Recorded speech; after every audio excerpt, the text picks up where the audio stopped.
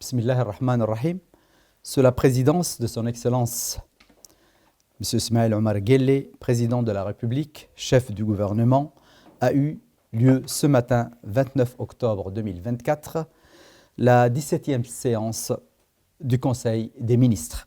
Ont été examinés et approuvés les textes suivants. Les 4 premières questions à l'ordre du jour portaient sur l'approbation des comptes financiers d'entités publiques et s'inscrivent dans la transparence et la responsabilité des entités publiques. En approuvant et en publiant ces comptes, la puissance publique s'assure que les deniers sont gérés de manière responsable et conforme aux normes financières en vigueur. Cette transparence financière fournit des données essentielles pour le suivi des performances financières, la planification budgétaire future et l'évaluation des objectifs opérationnels. Première question. Présidence de la République. Projet de loi portant approbation des comptes financiers 2023 de l'Agence nationale des systèmes d'information de l'État, l'ANSSI. Les comptes financiers de l'ANSSI pour l'exercice 2023 sont arrêtés en produit à 388 934 402 francs et en charge à 323 253 863 francs, avec un résultat excédentaire de 65 680 539 francs. Durant l'exercice 2023, l'ANSSI a mis en œuvre de nombreuses actions, à savoir 1. Le renforcement de l'infrastructure réseau et système de l'État, 2. L'extension du réseau intégré de l'État, 3. La modernisation des préfectures à Djibouti-Ville et dans l'ensemble de nos régions, 4. L'appui à la rationalisation des systèmes informatiques de la chaîne des dépenses publiques, 5. Le déploiement de la solution pour la commande publique. L'ANSSI a aussi procédé au déploiement du portail du projet phare IJO. Elle a également appuyé des institutions publiques dans la dématérialisation des archives et a œuvré sur la sensibilisation des administrations, de nos populations, de nos enfants quant aux risques et méfaits des menaces sur l'Internet. L'ANSSI a également procédé au lancement du CERT. Question ministère de la Santé. Projet de loi approuvant les rapports financiers de la centrale d'achat des médicaments et matériels essentiels, CAM, pour l'année 2023. Les comptes financiers 2023 de la centrale d'achat des médicaments et matériels essentiels sont arrêtés en produit à 1 942 853 262 francs et en charge à 1 701 141 201 francs, avec un résultat net de 241 712 061 francs. En 2023, la CAM a initié avec l'appui du ministère la mise en place de la politique pharmaceutique nationale et la stratégie d'approvisionnement ainsi que la réalisation de plusieurs formations pour le renforcement des capacités. Elle a également réalisé un certain nombre de projets, à savoir la mise en place d'un système de gestion dans 15 structures de soins connectées directement à la CAM, le lancement du projet One Time Delivery, la mise en norme des stocks avec la souscription d'une assurance et enfin la mise en place d'un système de gestion commercial et comptable sage. Troisième question, ministère du Travail chargé de la formalisation et de la protection sociale. Projet de loi portant approbation des comptes financiers de l'exercice 2022 de la Caisse nationale de sécurité sociale, la CNSS. Les comptes financiers pour l'exercice 2022 de la CNSS sont arrêtés en produit à 37 796 799 117 francs et en charge à 33 350 961 220 francs, avec un résultat excédentaire à 445 837 807 francs, avec une augmentation de 22,6 par rapport à l'exercice 2021. La CNSS a réalisé des investissements de l'ordre de 4 milliards de francs en 2022 en acquisition de logiciels et licences, en data center, en construction, en matériel de bureau et informatique. Près de 3,4 millions de francs de Djibouti concernent les immobilisations en cours, notamment la construction du nouveau hôpital et 222 millions de francs de matériel médical. Quatrième question, projet de loi portant approbation des comptes financiers de l'exercice 2023 de l'Agence nationale de l'emploi et de la formation et de l'insertion professionnelle, ANEFIP. Les comptes financiers 2023 de l'ANEFIP sont arrêtés en produit à 424 726 717 francs et en charge à 457 501 210. Cinquième question, ministère de l'Énergie chargé des ressources naturelles. Projet d'arrêté portant création et composition du comité interministériel de suivi de la mise en œuvre du projet de développement et de production de l'hydrogène vert à Obok, Muluhlehor Angar. Le projet de développement de l'hydrogène vert se sont accélérés au cours des 5 dernières années, comme un pilier important de la nécessaire transformation du système énergétique international et de la carbonisation des secteurs fortement émetteurs de gaz à effet de serre.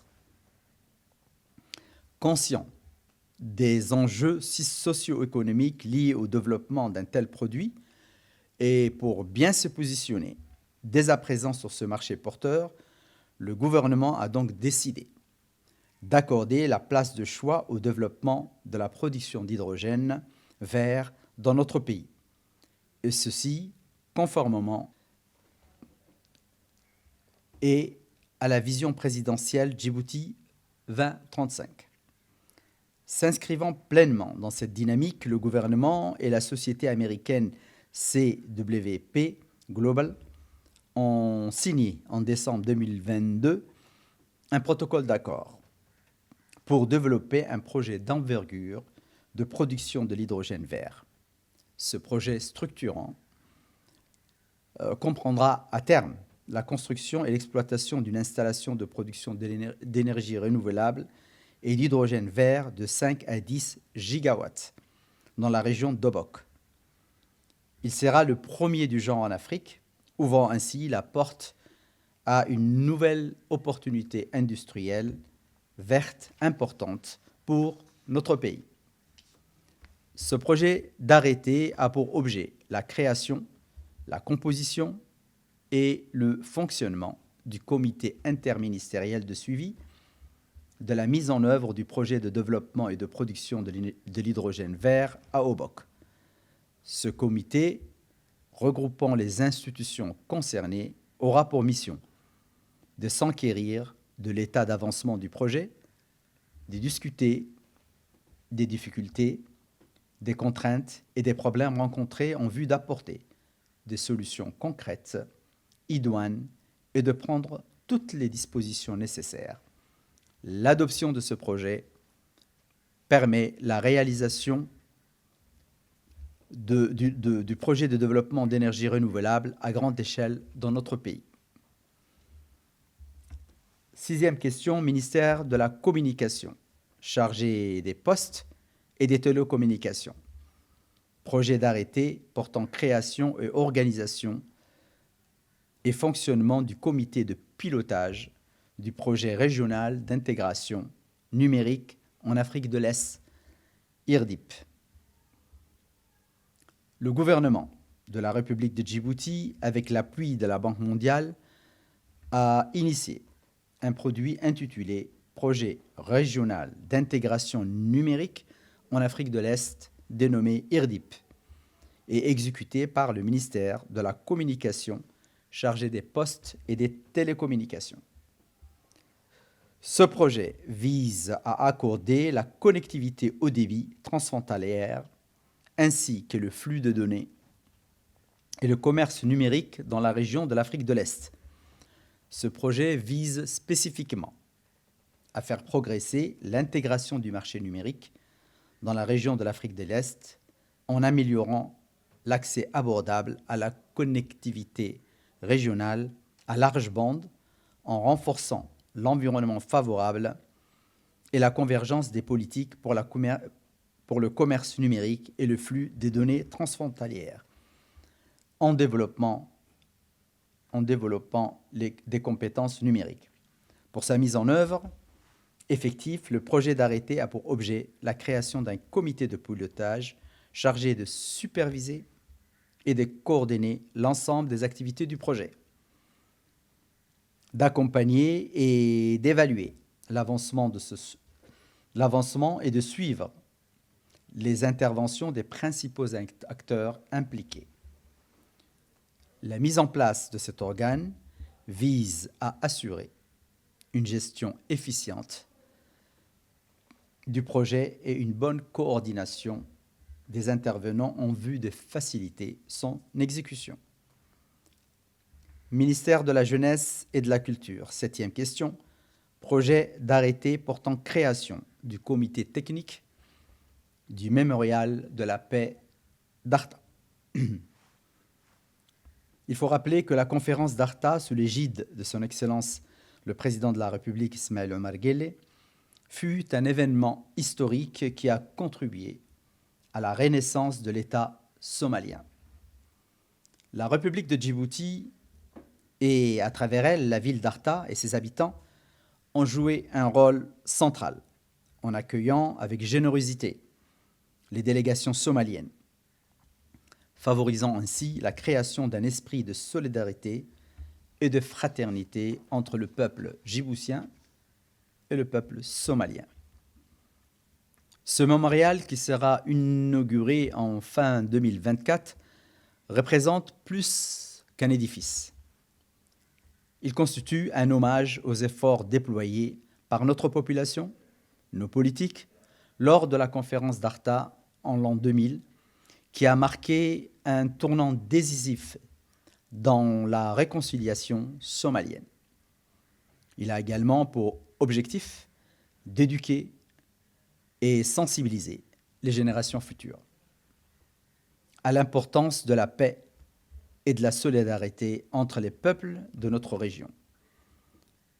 À ce titre, il est institué un comité technique dans le cadre de la création du mémorial de la paix d'Arta, une initiative d'envergure nationale, régionale et internationale. Cet organe composé, qui a pour mission principale la collecte des archives relatives à la conférence d'Arta, la mise en place des collectes et la scénarisation d'un parcours muséal.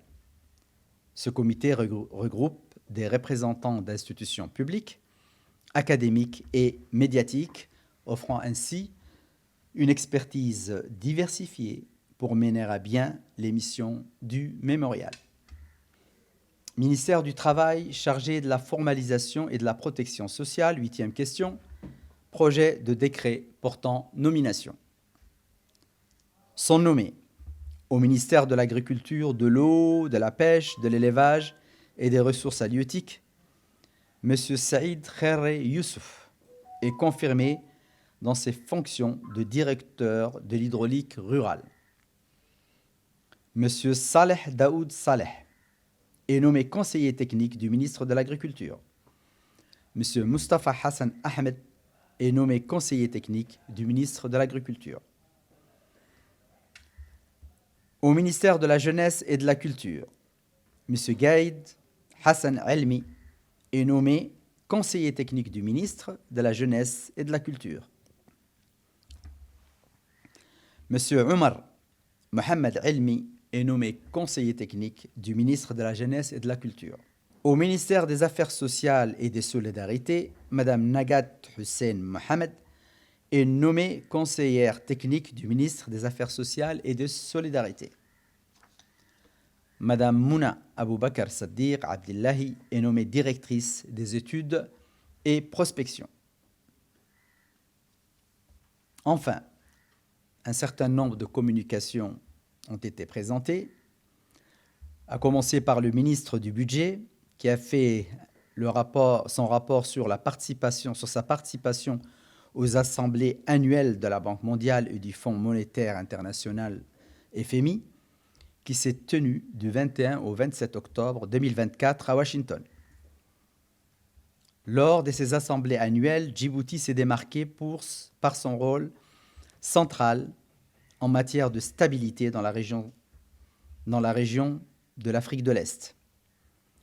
Les principales discussions des réunions de printemps ont porté essentiellement sur la réforme des secteurs de l'énergie et des communications et des télécommunications, la gestion budgétaire et réformes associées, la mobilisation des ressources et gestion de la dette, notamment les PPA et le revue du PND et l'agenda de coordination des bailleurs de fonds.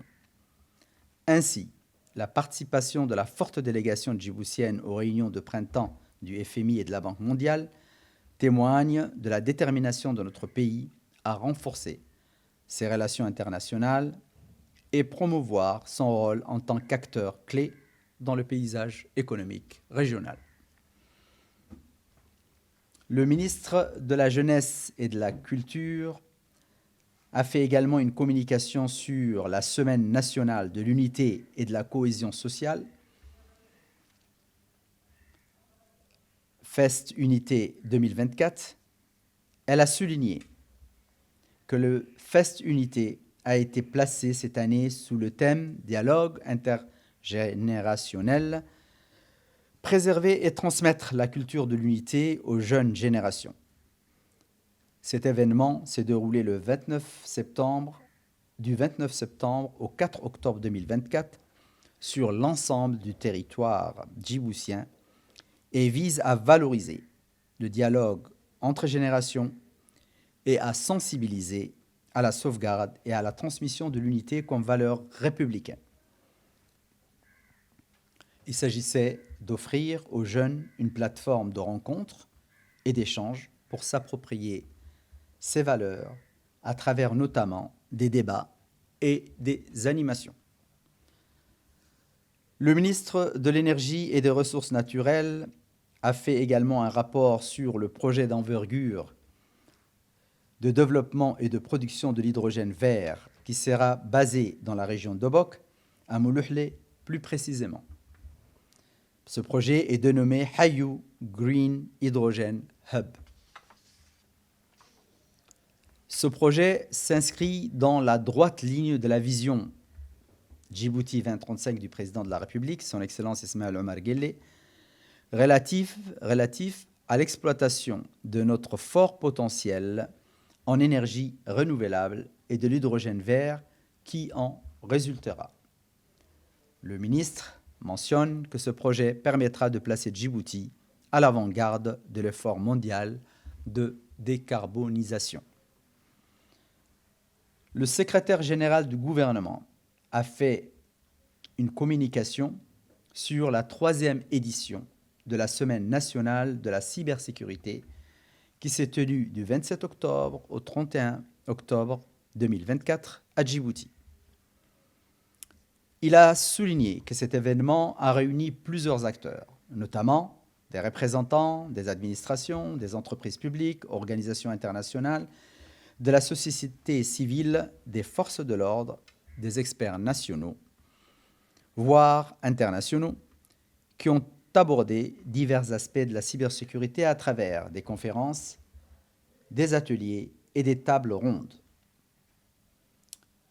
Il a mentionné que lors de cet événement, que l'ANSSI a lancé le coup d'envoi du livret intitulé « Licence Internet pour les enfants », en collaboration avec le ministère de l'Éducation nationale et de la formation professionnelle et le ministère de la Femme et de la Famille.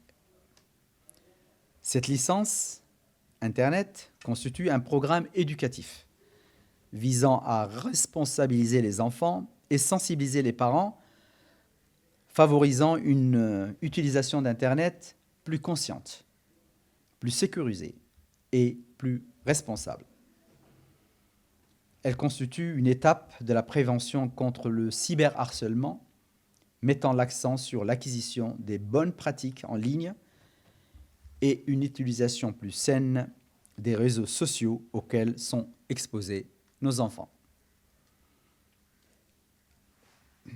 D'autre part, et pour répondre efficacement aux défis de la cybercriminalité, il a aussi informé sur la présentation d'une plateforme prototype CyberSafe conçue par l'ANSSI avec la collaboration du ministère de la Femme, la Police nationale et la Gendarmerie.